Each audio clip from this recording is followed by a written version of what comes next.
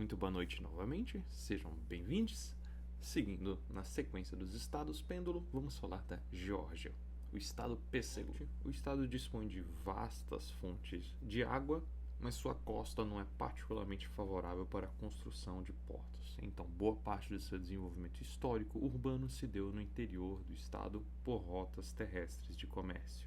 A abundância de água, contudo, permitiu forte expansão da agricultura e, consequentemente, infelizmente, uma cultura escravocrata, o que associa o Estado historicamente ao Ku Klux Klan, à Guerra Civil Americana, e ao que foram provavelmente as leis racistas de Jim Crow mais rígidas do país.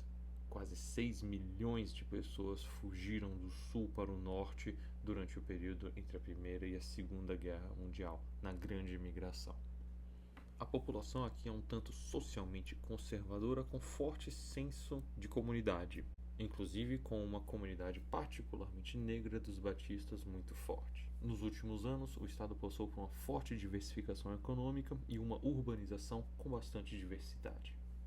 O estado possui em torno de 10,5 milhões de habitantes e tem crescido fortemente, particularmente nas regiões urbanas, nos últimos anos, atraindo inclusive boa parte dos descendentes daqueles que fugiram da região décadas atrás, particularmente para os subúrbios urbanos.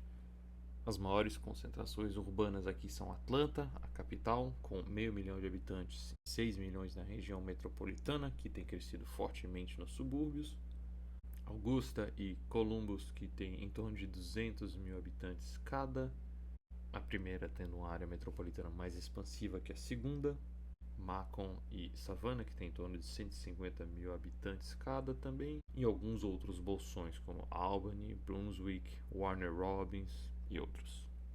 Novamente, uma tendência muito repetida aqui nos vídeos será a da concentração, da segregação da distribuição da população geograficamente numa mesma conurbação urbana.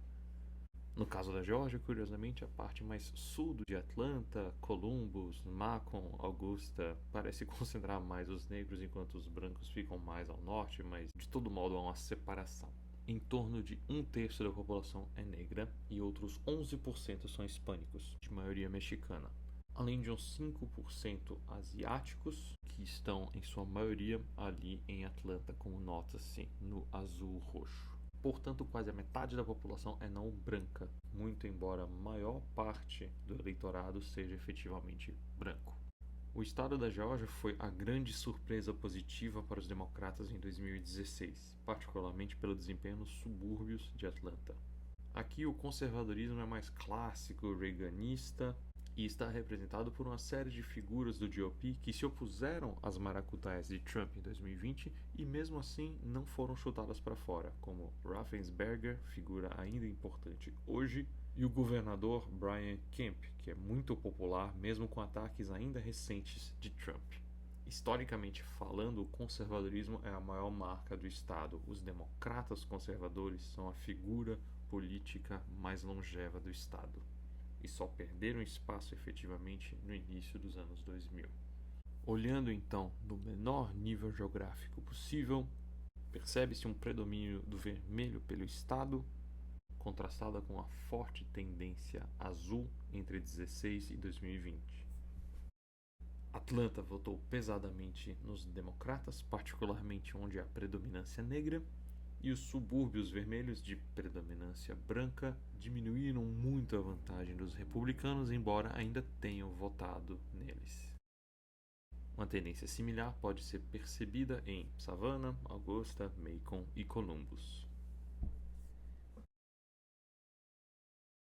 A nível dos condados, então, o que se percebe é que no Mar Vermelho, os condados então Fulton e DeKalb, onde fica Atlanta, de altíssima urbanização crescente, votou fortemente para os democratas. Sua vizinhança, os condados de Gwinnett, Cobb, Rockdale, Douglas, todas também votaram azul, numa tendência parecida com a Carolina do Norte e Arizona, E juntando toda a região metropolitana de Atlanta, temos quase 40% da população do estado, numa região que só faz crescer. No sudeste temos o condado de Chatham, Savannah, uma região com crescimento e decrescimento populacional, mas Savannah em si cresce, assim como seu subúrbio principal, Liberty. O voto aqui também foi fortemente azul.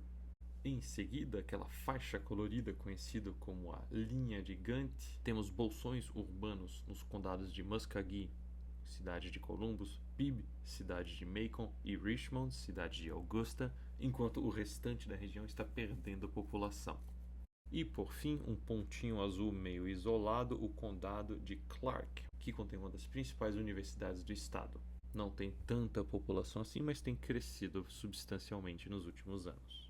Seria um erro assumir que a Geórgia em si está se tornando cada vez mais azul. Efetivamente, o estado parece manter tendências com duas grandes exceções. Aquela faixa da linha de Gantt, que parece estar se movendo um tanto mais à direita, provavelmente devido à queda populacional, à imigração de pessoas mais pobres, mas inversamente a reversão do voto nos subúrbios de Atlanta é o que tem feito a diferença. Biden levou a Geórgia em 2020 por causa dos condados particularmente de Cobb, Gwinnett, Rockdale, Henry, que já haviam passado para os democratas em 2016. Importante destacar, contudo, que o desempenho de 2020 foi extremamente fino pró-Biden e dependeu fortemente de três pessoas: duas candidaturas do Senado, que venceram, e uma candidata ao governo do estado, que, embora derrotada até hoje, segue respeitadíssima até por adversários, a Stacey Abrams. Percebe-se que os grupos etnicamente minoritários concentram-se particularmente ao redor de Atlanta, mas também em uma certa faixa na redondeza de Columbus, Macon e Augusta, particularmente a comunidade negra, enquanto a hispânica parece um pouco mais espalhada, principalmente em condados no sul e condados no norte. Em termos educacionais, parece haver uma maior concentração de pessoas com ensino superior na região de Atlanta e também num condado que contém a cidade de Athens. Em termos econômicos, parece haver uma preponderância um pouco mais de pobreza na parte sul do estado, embora esta tendência não se reflita tanto em nível de desemprego. E, inversamente, parece haver uma maior concentração de renda na parte norte do estado, particularmente na região de Atlanta e Athens. Agregando então os condados em um nível mais macro para ver tendências políticas, temos a região de Atlanta, com os condados de DeKalb e Fulton, que passaram de uma margem de vitória de 300 mil para quase 600 mil pró-democrata, e possuem urbanização, diversidade e educação acima da média do estado. Os subúrbios da própria Atlanta, com os condados Cobb, Henry, Gwinnett e Rockdale, que passaram de uma vantagem de 80 mil votos pró-republicanos para quase 200 mil pró-democrata em 2020, onde também há uma maior urbanização, diversidade e educação do que a média do estado, e que tem um histórico segregacionista residencial meio feia, mas papo para outro momento. A região do sul da Geórgia é um dos grandes centros de apoio aos republicanos e passou de uns 100 mil votos de vantagem para eles para 160 mil nos últimos tempos, com uma taxa de urbanização, diversidade e educação menor que a média nacional.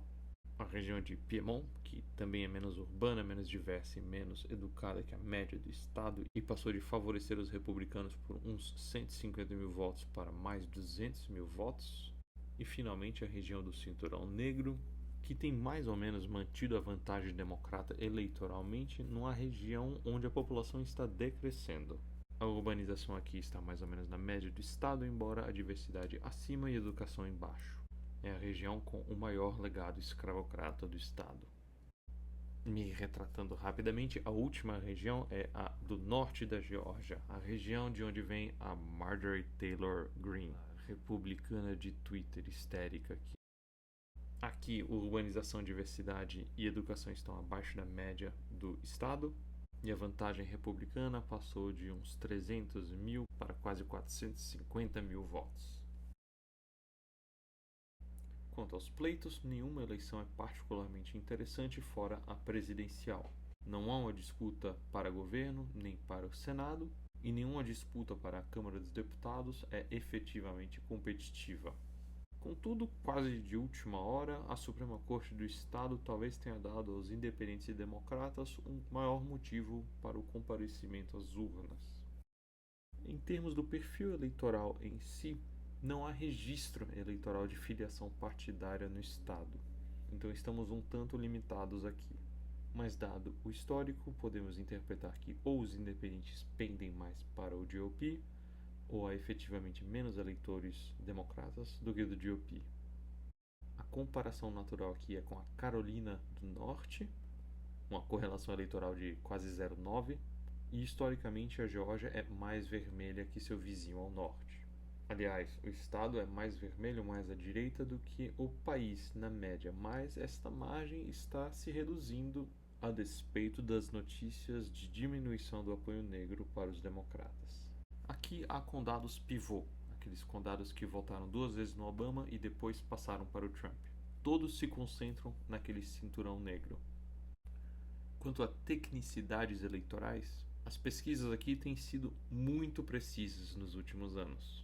Além disto, a votação antecipada começa na quarta segunda antes da eleição, ou seja, no meio de outubro mais ou menos, e aproximadamente apenas 4% da população solicitou cédulas eleitorais de ausência, frente a 25% em 2020. Agentes eleitorais do GOP passaram uma medida 2 meses antes da eleição, indicando que qualquer agente poderia se recusar a reconhecer o resultado da contagem se tivesse dúvida razoável, sem que haja uma definição do que isso significa, que tipo de prova precisa ser apresentada, o que poderia, para o bel prazer do Trump, levar ao caos e um atraso das contagens e um favorecimento de toda a sua narrativa golpista. Em 2020, houveram ao menos 7 contestações com 0 embasamento. Contudo, nestes últimos dias, a Suprema Corte local negou absolutamente esta patuscada, além de uma outra que exigia a contagem manual de todos os votos, o que poderia atrasar o processo, novamente favorecendo os conspiracionismos do Trump. Práticas de intimidação dos agentes eleitorais, contudo, persistem. É um estado que tem um histórico de práticas de supressão do voto negro, que podem ser percebidas ainda hoje, embora estejam mais dissimuladas por motivos óbvios. É crime a distribuição de água para pessoas que estão em filas de votação. Locais de votação são sistematicamente eliminados das periferias. Por diversas vezes, as datas do voto antecipado por correio foram alteradas para depois de feriados religiosos, quando as igrejas batistas negras organizam tipicamente caravanas de voto, além de outras várias medidas, a maioria destas vindo de pessoas bem partidárias. Uma novidade aqui é que agentes eleitorais do GOP do estado desenvolveram uma ferramenta que permite que terceiras pessoas contestem registros eleitorais de qualquer cidadão e há denúncias de vazamento de privacidade e dados pessoais. Aqui, tanto a Jill Stein dos Verdes quanto o Chase Libertário estão na disputa como terceiras vias, e o Estado em 2020 concedeu mais votos a estas candidaturas que a margem entre Biden e Trump. Em termos de probabilidade eleitoral, o Silver Bulletin dá a Trump em torno de 60% de chance de levar o Estado, enquanto o 538 um pouco menos, 53%. Pessoalmente, me parece que a vantagem democrata em 2020 não se sustentará, não se repetirá. Mesmo com uma provocação em relação ao aborto, não haverá um plebiscito a respeito e não há candidaturas carismáticas como houve naquele ano para favorecer os democratas. A margem fina da vantagem democrata de 2020, as táticas de supressão do voto negro provavelmente superarão ainda a expansão do voto democrata nos subúrbios de Atlanta e acho que a Geórgia voltará para o Trump. Por hoje é só, obrigado pela atenção, até o próximo vídeo.